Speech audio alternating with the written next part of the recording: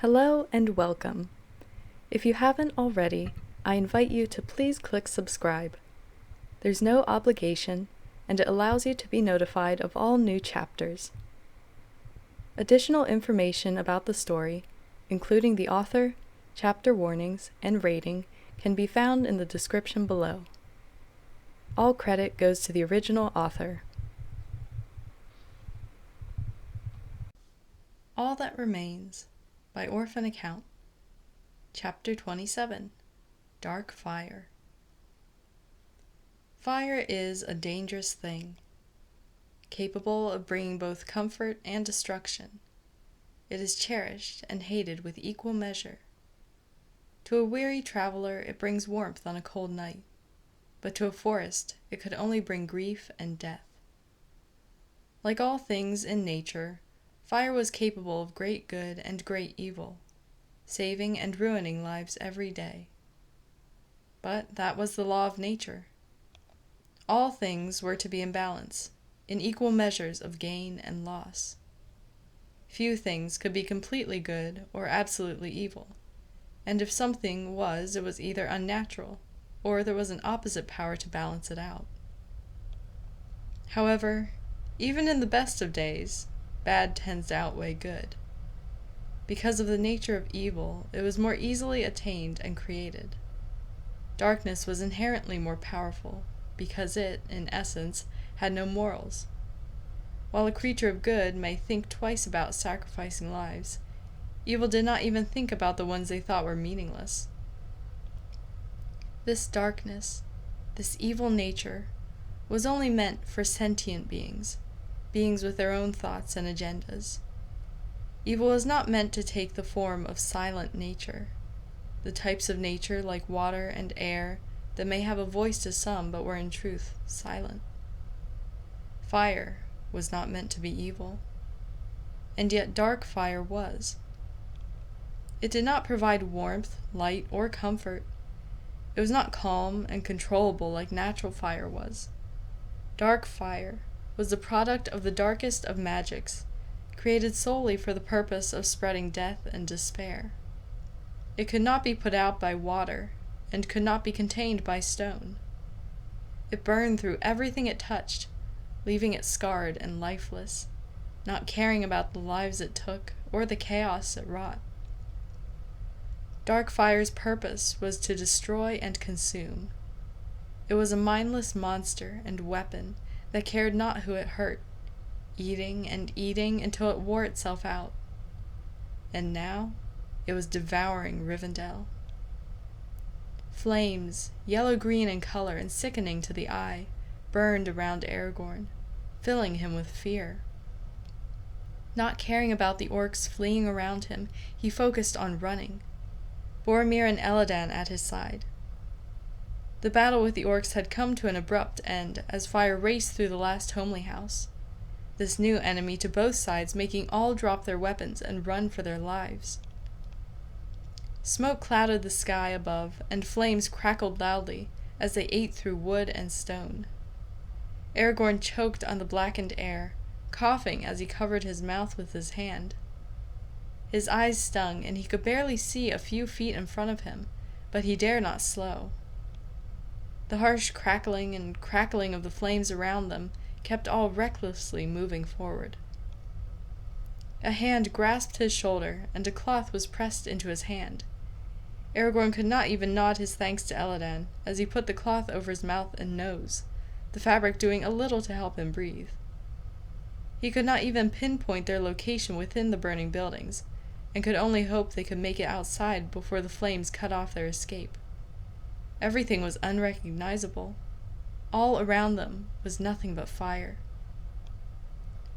"Go left," Elladan croaked, voice rasping and painful. Trusting the elf, both men turned left, passing through what appeared to be a doorway.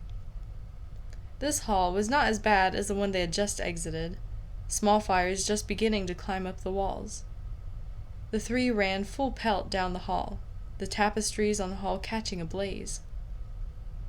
Aragorn gave a yell as the wall to their right exploded, the rocks bursting apart from the heat. He shielded his face with his arm, small pieces of stone burning through his clothes and hitting his skin. Small pinpricks of pain assaulted the limb, but the man ignored them, glancing at his companions. Both were standing, but Boromir had a small gash on his forehead. The man was coughing heavily, but gestured to show that they needed to keep moving. They continued to run, dodging small fires and keeping as low to the ground as they could in an attempt to breathe in less smoke. A distant, thunderous crash sounded, the earth shaking beneath their feet, and Aragorn instinctively knew that a building had collapsed.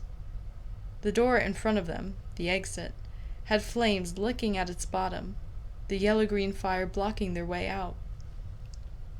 "We have to jump," Boromir gasped, interrupted by a bout of frantic coughing. The other two nodded in response, sprinting towards the door without slowing.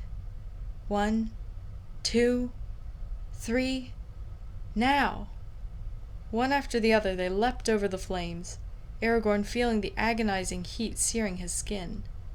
He landed on the path outside, stumbling, and heat rippled down his back. With a strangled curse, the ranger removed his cloak, the blazing material swallowed swiftly by the cursed fire. Elladan grabbed his hand, yanking him further away from the building. They were still not safe, the city burning around them. Their bodies protesting and their lungs screaming in pain, the three joined the others that had escaped the initial blaze. Elladan paused for a moment, head snapping around, and a relieved expression crossed his face. Aragorn followed his gaze and spotted his father, Elrohir, Bilbo, Lindir, and Glorfindel close behind them. While sooty, pale, and coughing, none were sporting burns or other injuries. Even Aristor, who lay unconscious in the Balrog Slayer's arms, was untouched by the flames. Others were not so lucky. Distant screams reached Aragorn's ears, and he shut his eyes, resisting the urge to cover his ears to block them out. Because they could not go back in for others. They could not even attempt a rescue. As if to mockingly emphasize on his thoughts, another building crumbled, giving way as the dark fire devoured it. Elrond rushed up to his other sons and Boromir, giving each a quick scan for injuries with his eyes. The Elf Lord, eyes streaming from the smoke and ash, opened his mouth and attempted to speak, only to give in to a coughing fit. He gestured with his hand, pointing frantically in the direction of the bridge that led out of the hidden valley. Aragorn nodded to show he understood, and ran to the front of the group of escapees. "Follow," he rasped, voice barely heard over the crackling flames. And follow the elves and hobbits of Rivendell did, coughing, gasping, and stumbling as the hidden valley burned around them. Aragorn knew that the woods were safe for now, but a sharp wind would be enough to spread the fire out of the forest. They had to get out of here, out of the entire realm, for if they did not, they would be doomed to burn. The ranger spotted the bridge up ahead, and despair claimed his heart.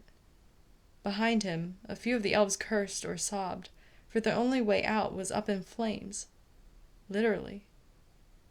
Fire danced along the bridge that led to the city, none able to pass.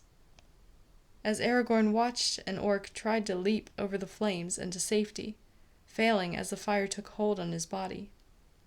Other orcs were leaping off the edge of the cliff into the water, but the distance was too far, and when they hit the liquid, it was like hitting stone. The elves and hobbits did not try anything so hopeless, staying trapped between a rock and a hard place. More specifically, between fire and flames. The fire behind them roared, the one in front crackled, and Aragorn stood in frozen silence as his father, brothers, and Boromir came to his side. Glorfindel appeared as well, still carrying Aristor, eyes wild as he looked at the flames and great fear in his eyes. This had to be his worst nightmare come to life. What do we do? Aragorn thought desperately, staring at his family, fearing for their lives. What do we do? Suddenly, Elrohir looked up, eyes wide with alarm and slight confusion. The ranger beside him felt a glimmer of terror as he recalled his brother's amplified ability to sense presences. Was a new, terrible enemy coming to finish them off? Then hope blossomed across the younger twin's features, like clouds giving way to the sun, and he pointed at the sky, almost physically leaping in joy. A familiar, shrieking cry reached Aragorn's ears, and the man almost froze in shock. For half a second, he thought he was hallucinating. But then Gwaihir appeared through the smoke. More eagles followed, flying strongly despite the smoke in the air. When they landed, a few dealt harsh blows to the orcs that tried to swarm them, clawing them mercilessly and sending them flying into oblivion. The Wind Lord landed next to Elrond, feathers ruffling as he observed the flames. "Quickly," he said to the elves, 2 men, and hobbits who were staring at the eagles like they could not quite believe they were there. "My kin and I will carry you. We can each carry 2 elves or 3 hobbits." There was no more hesitation, the survivors climbing onto their unexpected saviors' backs. With powerful beats of their wings, the eagles took off, flying high into the sky, above the smoke and flames that devoured the hidden valley. On Gwaihir with his father, Aragorn took in a breath of fresh air, lungs still stinging from the tainted air below. The man coughed, and Elrond turned to him, concern in his eyes. "I'm fine," Aragorn said. Elrond nodded, then leaned forward, talking loudly to Gwaihir, though his voice was hoarse and strained. "Thank you for helping us, Lord Gwaihir." "The eagles only did what needed to be done," the Wind Lord said calmly. "We would not leave the elves of Imladris to die. We saw the flames and sensed the darkness that came to your land, and came as quickly as we could. I apologize that we did not arrive sooner." "You arrived soon enough," the Elf Lord said. "Many lives were saved by you this day, and we elves are in your debt. May I ask, where are you taking us? I need to help those who have trouble from breathing in the smoke." "We will land once we pass over the Misty Mountains," Gwaihir said. "However, once you help your kin and neighbors, we must fly again. The eagles will take you to Mirkwood." "Mirkwood?" Elrond asked. "But what of Lothlorien?" "Lothlorien has fallen, as did Lindon," Gwaihir explained darkly. "Only Mirkwood remains, and now it is the only safe place left in the world." "Lothlorien and Lindon are gone?" Elrond whispered shakily. "Do you know if my daughter and the Lord and Lady are all right?" Aragorn swallowed hard, fear rising in him. Surely Arwen and the others had escaped. Lothlorien was not as cut off as the Hidden Valley. There was room to run through the trees. Surely they had made it out alive. For a heart-stopping moment, the eagle did not answer. Then he spoke. "I sense that they had more luck escaping the dark fire than you did. The Malorn trees managed to keep a clear path through the flames, allowing for the Galadrim to escape. Unless they perished in the fight, your family there still live," Gwaihir told him. "They too will head to Mirkwood, where all must go if they hope to be safe." The Wind Lord refused to answer any more questions, and the elf and man on his back did not press him. Instead they sat in silence, focusing on breathing fresh air and warding off the exhaustion that tried to claim them. Below them, abandoned and unable to be saved, Imladris burned. In the office of the Elven King of Mirkwood, there was a tense silence in the air. Thranduil was sitting at his desk. Aglar was pacing across the room. Megalag was sitting in a chair, staring blankly into space. Barhad was beside him, head in his hands. Hanel hovered near the door, eyes red-rimmed and puffy from crying. Baraneth was next to her, a storm cloud to her rain, expression tight and angry. And Fael was sitting on the floor, yes, the floor, with a terribly lost expression on his face. None of them spoke, all retreating into their own thoughts. The knowledge they had woken with both liberated and subdued them, though it was not the threat of Iãgaw that concerned them now. All of them were thinking about something much more important and decidedly more precious. We are such fools. Shockingly, it was quiet, soft-spoken Barhad who said these words. The older twin did not raise his head as they all looked at him, hands still pressed over his face as he mumbled into them. We should have known. If he had been tortured and killed, the Nazgul would have taunted us by showing his body. His voice shook, but he carried on resolutely. They would have shown us what they had done, not sent an orc to tell us, but they did not. They did not do what would have shattered our spirits and possibly killed us all from grief. We should have known that they were lying. Legolas had been lost for 80 years, Egler murmured, still pacing. We were barely clinging to hope. Hope that was illogical and almost gone. There was such little chance that he would last a month there without being killed, let alone 80 years. Most likely the Witch King was keeping him alive as a hostage of sorts. He let us despair that our little leaf was in his clutches and could do nothing to save him. Adar. The Crown Prince glanced at his father before continuing. Adar was fading from grief, and if he fell, we all would have followed. Perhaps the Witch King thought that telling us Legolas had been tortured and murdered would push us over the edge. Why then? Megalag questioned, pale and solemn. Why 80 years after his capture? The royal family mulled over this, struggling to think of a reason why that particular day.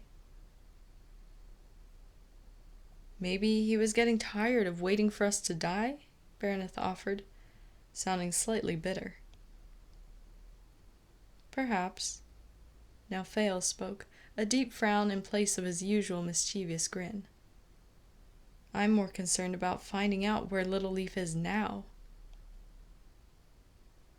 Little Leaf must still be a prisoner, Hannah surmised, unshed tears in her eyes. If he had somehow escaped, he would have come home. He was old enough to remember us, no matter how many years had passed since his capture. Barhad breathed in sharply, drawing all attention to him once more. His eyes were wide with horror and fear. That day, 80 years after Little Leaf's capture, weren't the Witch King and the other 9 spotted leaving Dol Guldur, most likely heading for Minas Morgul? Yes, Egler answered his brother, remembering the warrior's report on the incident. The older twin's fist clenched on his tunic, his hands visibly trembling. Could the warrior see if each Nazgul was alone on its mount? Silence. No, the Crown Prince whispered. He was not close enough. He could only see the fell beast. Aye, valor, Fael moaned, face a new shade of white. He wasn't killed. He was moved. To Minas Morgul. We don't know that for certain, Thranduil said firmly, speaking for the first time. He wanted to give in to his fears and let terror claim his heart, but he did not. He had to remain strong and level-headed, an anchor of calm for his children. It is best not to jump to conclusions without proof. That is the problem, Megalag lamented. Dol Guldur collapsed. I know you all felt it. Even if there were any hints to what happened to Little Leaf after 400 years, it would all be destroyed. The second prince took a deep breath, back straightening and posture firm, as if he were in a meeting and was preparing himself for a fierce reaction from the council. We will never find Little Leaf by speculating and assuming. There's no physical evidence or link to the past in Mirkwood, but there is someone who can tell us what happened to Legolas. He looked each of them in the eye. And that is the Witch King of Angmar. "Have you forgotten that he is a Minas Morgul?" Hanel questioned rhetorically. "Also, we have that void demon to worry about. Mirkwood is the only sanctuary in Middle-earth. If we go outside, Iãgaw can find and kill us." "No, he cannot," Thranduil said, slightly reluctant. Two desires within him were waging war, neither able to gain the upper hand. Half of him wanted to find Legolas, and the other half wanted to protect the children he still had with him. "I spoke with Iwendil.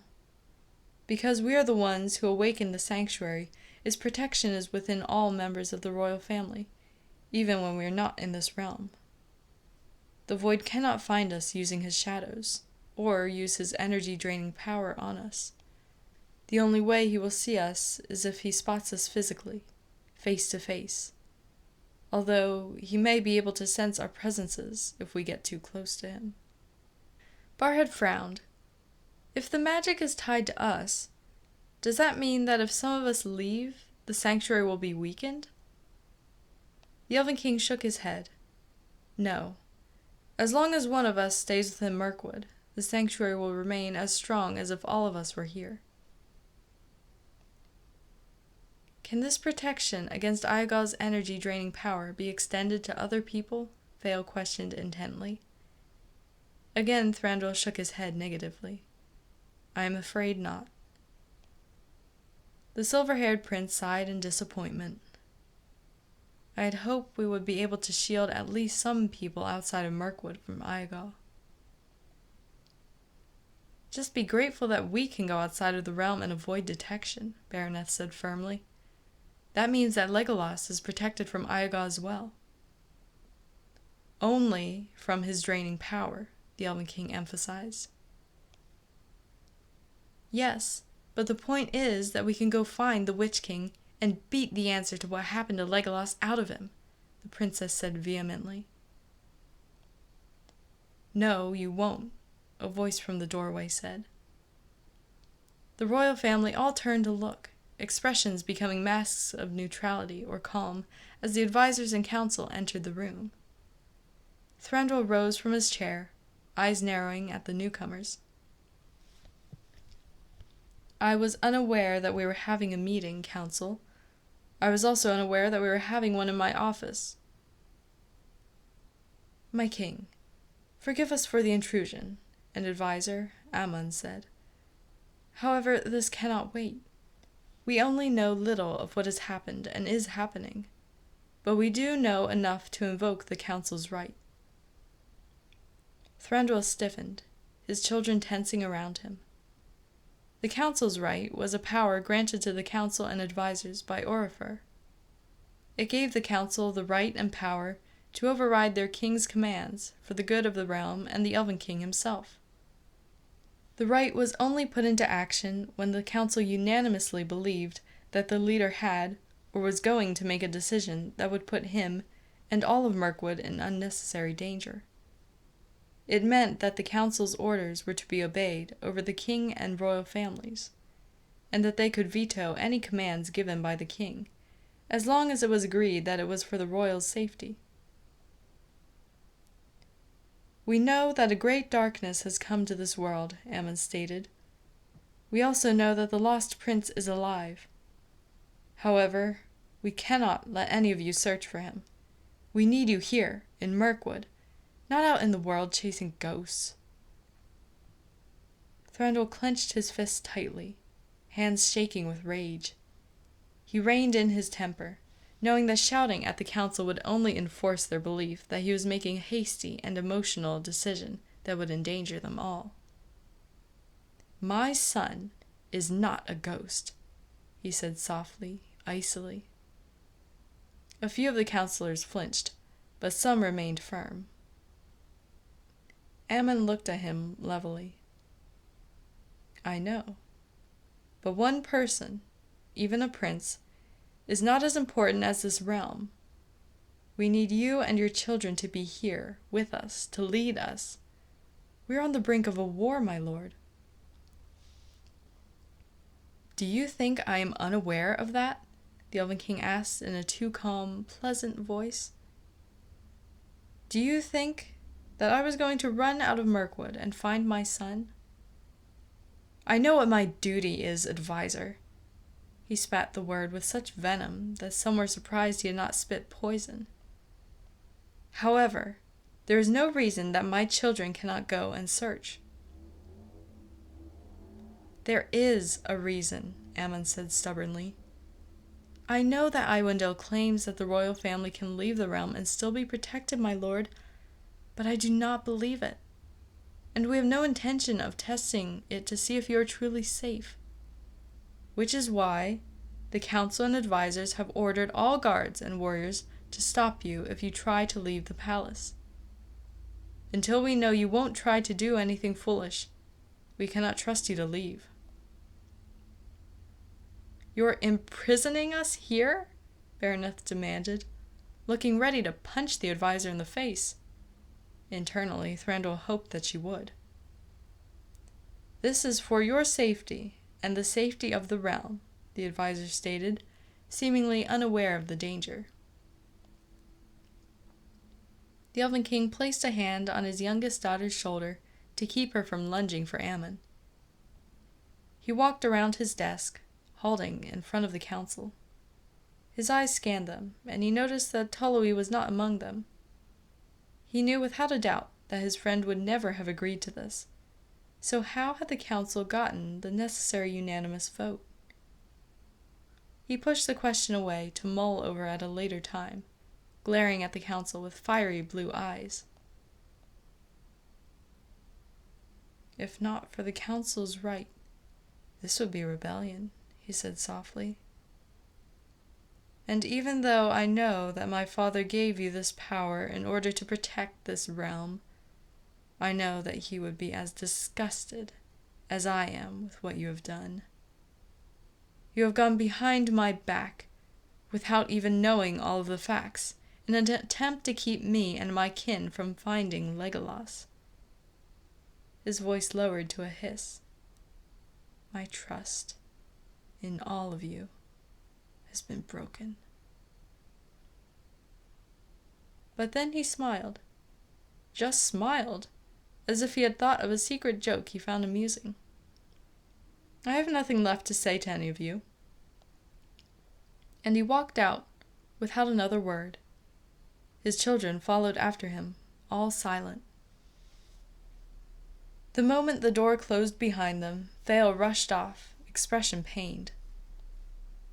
None of the others followed him, and Thranduil took a moment to observe the rest of his children. Aglar was wearing a blank mask, even his eyes expressionless. Hannah was crying softly, most likely from hurt and frustration. Megalag looked angry, knuckles white from his fists being clenched. Barhead looked thoughtful. And Baroneth was visibly fuming, glaring at the guards they passed in the hall. But even she was keeping her silence, wondering what her father was going to do. Thranduil knew that she knew he would not let this go, so she waited with every ounce of patience she had, willing herself not to speak. There were many, many guards in the halls. Too many for the royals to sneak past without detection. However, there was someone who Thranduil knew could get past the guards without an alarm being raised. And the Elven King was sure that he could manage to smuggle certain determined children of his out as well. Aglar could not go. He was the crown prince and needed to be there as Thranduil's second in command. Hannah would disapprove of going to Minas Morgul, and was not a warrior. Barhad was also not a warrior, though the bright brown eyes looking at Thranduil suggested he knew what his father was planning, and approved. That left 3. Baroneth, your old sparring partner is in the halls of healing, the Elven King said to his younger daughter, who looked at him in confusion. "He should be awake by now. You should go see him. Perhaps doing so will ease your mind." He saw her try to understand who he was speaking of. He saw her memory click about who else had been with them when they had woken. He saw her eyes widen with realization, saw Megalag shift in the corner of his eye, as the silver gold-haired prince too understood. Not a suspicious word passed between them, and Baraneth merely nodded, walking off with Megalag trailing behind her. "They wish to keep us from searching for my son," Thranduil thought as he watched Baraneth and Megalag hurry away towards their destination. "I'd like to see them try."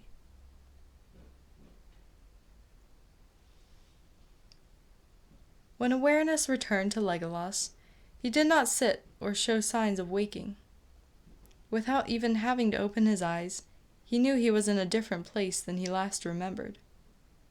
That was rarely a good thing. He had been moved to an unknown place, which meant he could wake up to two different situations. One, he could be with allies. Or two, he could be a prisoner of enemies. Before he let the outside world know that he was awake, before he even tried to recall how he had ended up unconscious, he had to see which situation he was in. With his eyes closed and features relaxed, he noted that there was a blanket over him and a mattress beneath him. Both were soft and comfortable, which, along with the fact that he was not chained, suggested that he was among allies. However, for an assassin who was used to sleeping in trees and on the ground, a cot in a prison cell could seem comfortable. It was better to double-check. He scanned the area around himself with his sixth sense. There were many stationary and patrolling presences, moving back and forth, and he felt a glimmer of unease. The patterns and spacing suggested there were guards. Perhaps he was not among friends. He spread his senses even further, and relief washed away any lingering worry. He recognized the auras of Thranduil, Radagast, and the royal family spaced out around him. He must be in the Elven King's home. He did not remember coming here. The last thing he remembered was... He did not gasp aloud or sit up sharply in shock. On the outside, the assassin still appeared oblivious to the world, but internally he reeled as he remembered what had occurred. The odd chant with the other elves. He thought they had sounded familiar, but he could not identify them. The harsh shift in the force energy overwhelming him. Falling into not quite unconsciousness, discovering that his memories were locked inside his mental shield. Trying to reach them and being pulled back, in the end only being able to retrieve one. Awakening as a frantic Radagast hurried him to the Elven King's halls, and finally, slipping into true blackness.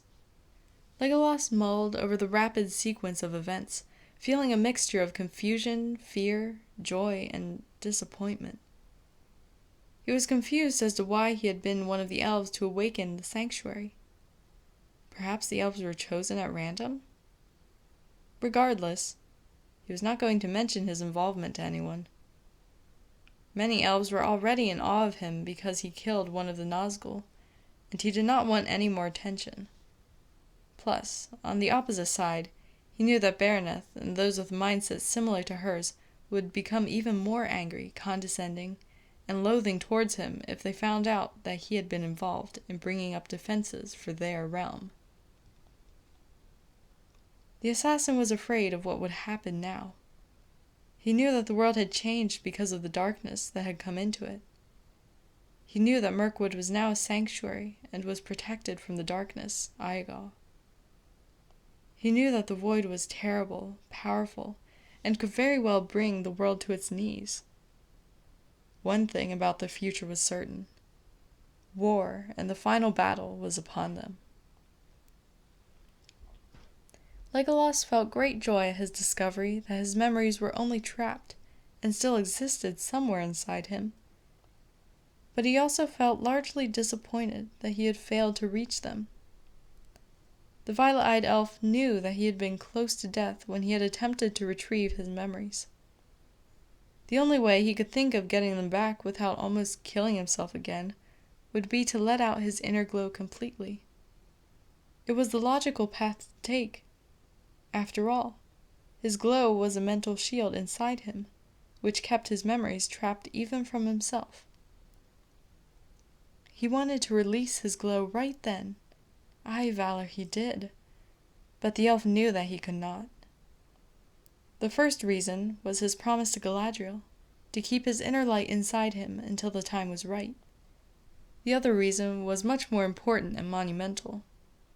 For, promise or not, if Galadriel was the only reason he could not let his glow free, the assassin would have ignored the lady. It was not the promise that stopped him, but the recent experience of regaining that single memory. Legolas remembered how getting that one little memory had made him lose everything.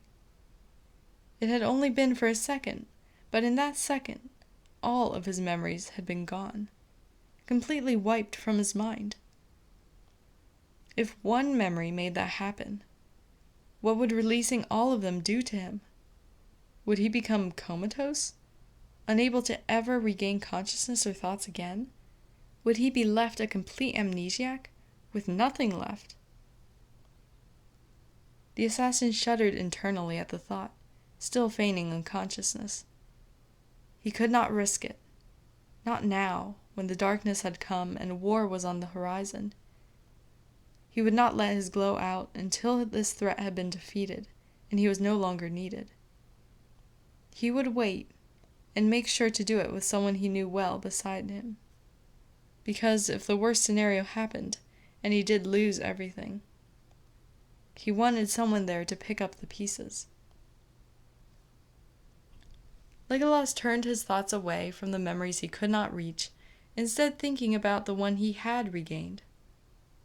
Frustration and anger were his primary emotions, but there was some joy too. Out of all things, he had remembered his pet rabbit. Why couldn't he have remembered where he came from? Why couldn't he have remembered his family, the name of someone close to him? No. Instead, he remembered Floppy, of all things. Instead of gaining something that could have helped him find out who Legolas had been, he had remembered something completely useless. The violet-eyed elf barely kept himself from throwing the closest object at the wall, also keeping himself from screaming at the sky and demanding to know why the Valar were being so cruel to him. The assassin sat up at last, keeping all rage and sadness inside of him, and revealing nothing to the outside world. It just was not fair. He knew that his memories should be the least of his concerns right now, that it was not the end of the world, and that there was a lot worse unfairness happening in Middle-earth right then. But all Legolas wanted to do was brood and not care about anything else for once. He gave a shuddering sigh, looking around at the empty hall of healing. Whichever healer that was in charge of him had not come in yet. He probably would check up on his patients soon, and Legolas knew that if the elf tried to fret over him and make him stay in bed, he would lose the tight control he had on his emotions.